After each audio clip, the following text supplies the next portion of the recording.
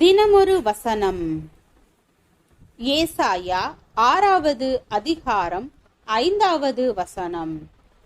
அப்பொழுது நான் ஐயோ அதமானேன், நான் அசுத்த உதடுகளுள்ள மனுஷன், அசுத்த உதடுகளுள்ள ஜனங்களின் நடுவில் வாசமாயிருக்கிறவன், சேனைகளின் கர்த்தராகிய ராஜாவை என் கண்கள் கண்டதே என்றேன். அறிவுத்திறன் அதிகமான காலம் இது. இந்த பூமியில் நாம் அறிந்து கொள்ள ஏராளமான விஷயங்கள் உள்ளன. அறிவியல், பொருளாதாரம், அரசியல், கலை, தொழில், தகவல் தொழில்நுட்பம், தத்துவம், ஆன்மீகம் ஆகியவைகள் தொடர்பாக பல காரியங்களை அறிகின்ற போது அது ஒரு மேன்மையான விஷயமாக எண்ணப்படுகின்றது. ஆனால் இது போன்ற பல்வேறு துறைகளில் அதிக அறிவு பெற்ற பலர் தங்களை அறியும் விஷயத்திலோ மிகவும் பின்தங்கியுள்ளனர். தங்களின் அறிவு திறனை கணக்கிட்டு தங்களை மேன்மைக்குரியவர்களாக எண்ணுகின்ற பலர் தங்களை சரியாக அறியாமல் போவதால் மிகவும் தாழ்ந்த மனிதர்களாக வாழும் நிலை உள்ளது. நான் யார்?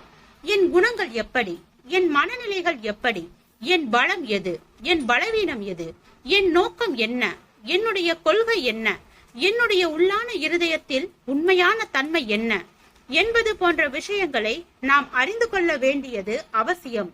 ஒருமுறை மத போதகர் ஒருவர் உண்மை, மன தூய்மை, நேர்மை ஆகியவற்றை குறித்து மிகவும் பிரமாதமாக பேசினார். அது அவருடைய இறையியல் அறிவு திறனை அதிகமாக வெளிப்படுத்தியது. ஆனால் அவர் தன்னுடைய சொந்த வாழ்க்கையில் உண்மை, நேர்மை ஆகியவற்றின் சுவடுகளே இல்லாதவர். சாலமோன் ராஜா தன்னை சுற்றிலும் இருந்த பல காரியங்களை மிக உன்னிப்பாக ஆராய்ந்து ஏராளமான அறிவு சார்ந்த உண்மைகளை கூறினான். ஆயினும் சாலமோனின் தனிப்பட்ட வாழ்க்கை முறை முரண்பாடானது. ஏனென்றால் சாலமோன் அறிவாளியாகவும் ஞானியாகவும் விளங்கிய போதிலும் தன்னுடைய உண்மை நிலையை போதுமான அளவிற்கு அறியவில்லை. எனவேதான் சாலமோனின் வாழ்க்கை முறை விரக்தி நிறைந்ததாகவும் பின்பற்ற தகுதியற்றதாகவும் விளங்கியது.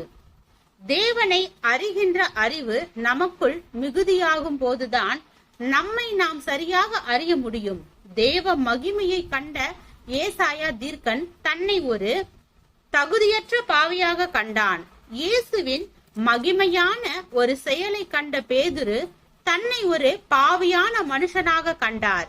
எனவே அவர்கள் மேன்மை நிலைகளை அடைந்தனர். ஜெபம். தேவனுக்கு ஸ்தோத்திரம். தேவனே, நாங்கள் எங்களுடைய வாழ்க்கையில் தேவ ஐக்கியத்தில் நிலைத்து இருப்பவராகவும், விசுவாசத்தில் உண்மையுள்ளவராகவும், சரியான வழியில் நடப்பவர்களாகவும், வேதத்தை பின்பற்றுபவர்களாகவும் வாழ கிருபை பாராட்டும். ஆமென்.